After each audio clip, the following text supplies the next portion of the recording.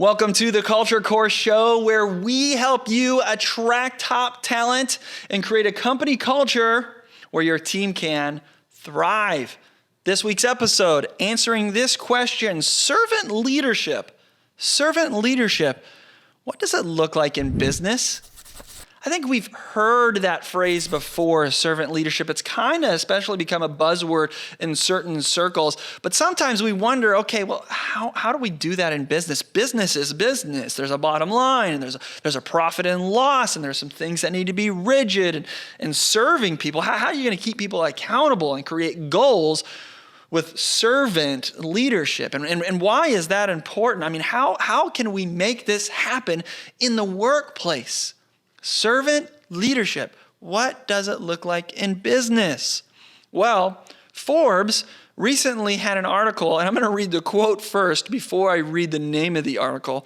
Forbes said this in the article: "Your typical performance review is an inaccurate representation of how your employees are performing. And more often than not, they are a giant waste of time for you and your team. Let's call them what they really are: a massive distraction, and worst of all, a demotivator." Forbes said that in an article that was titled, "Performance Reviews Suck." They don't like performance reviews. And you know what? How most performance reviews are done are the antithesis of what servant leadership is. And it's a bad thing for your company culture because of what Forbes said here, a demotivator.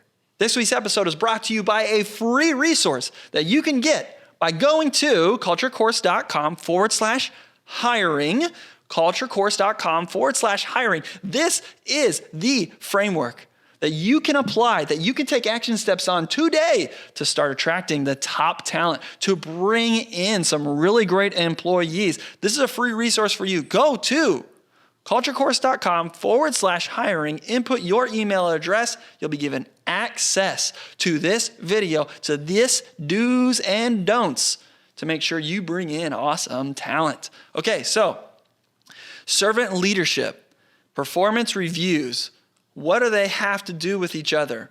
In most performance review situations, you're waiting every 90 days to chat with somebody, and you're going over with them a whole bunch of goals and things that you had set the previous 90 days, and you're telling them how they did and how they didn't do.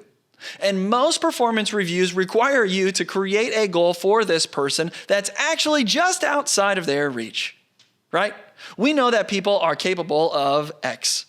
And we're trained and we're taught in management school to create a goal and go over it with them over every 90 days in a performance review. And that goal needs to be slightly higher than maybe what they're capable of. And the line of thinking is this: they'll go ahead and reach for that. And if they're working really, really, really hard and they're reaching for that top goal, at least they'll exceed the previous goal they did. Or maybe they'll exceed what they're capable of, right? The problem is, if every 90 days you're talking to your team and your employees about here's a goal, here's what you did wrong, here's what you didn't meet it, you're setting them up for failure because you have a goal that you know that they probably won't get, it kills the confidence. And in most cases, these performance reviews are also unbelievably rigid. There's no genuine communication. There's no way of exceptionally encouraging or helping them. You are demotivating them. Nobody goes into these performance reviews in the traditional setting where they actually are excited about it. And they're not even themselves. They put on a mask because maybe they're scared that you're going to tell them how they're doing their job wrong and how they need to improve all over the place. Look, here's what needs to happen. Yes, you've got to tell people how they can improve and you've got to set goals, but do that on a daily basis, perpetual basis. Servant leadership turns the performance review on its head. Don't review the employee. Let the employee review you. A servant leader is doing an employer review. A servant leader is pursuing their employees and asking questions like, how are you feeling about your job? What's going well? What can be done different?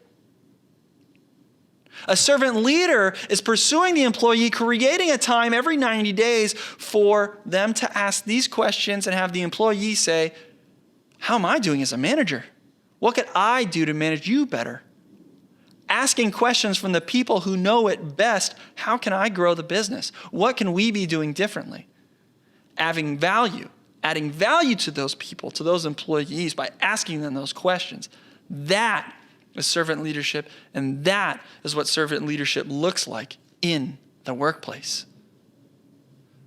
Yes, you need to keep your team accountable. Yes, you have to have goals. All that is great. But the traditional sense of a performance review isn't going to work. And that's not a really great way of doing servant leadership. So this week, your call to action, how are you pursuing your employees? Are you allowing them to review you? Every quarter, every 90 days at Stewardship, I meet with everybody and have lunch. Tell them they can pick anywhere they want to go for food. Some people just pick a smoothie and coffee, and some people they're picking a steak dinner. Everybody's different. But they know they're going to get a free meal, and they know I'm not going to tell them how they're winning or losing in this.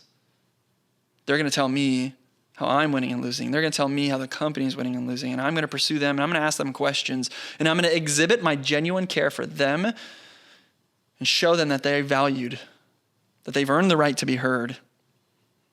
I'm going to serve them in that way. That is how servant leadership looks in the business, in the workplace. Remember, culturecourse.com/hiring, culturecourse.com/hiring, free video walkthrough, do's and don'ts, framework on how to hire awesome people. Check it out. We'll see you guys next week.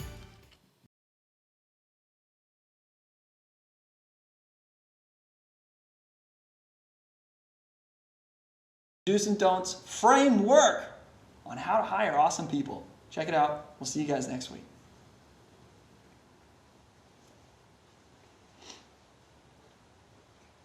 Let me get a drink and I'll come back.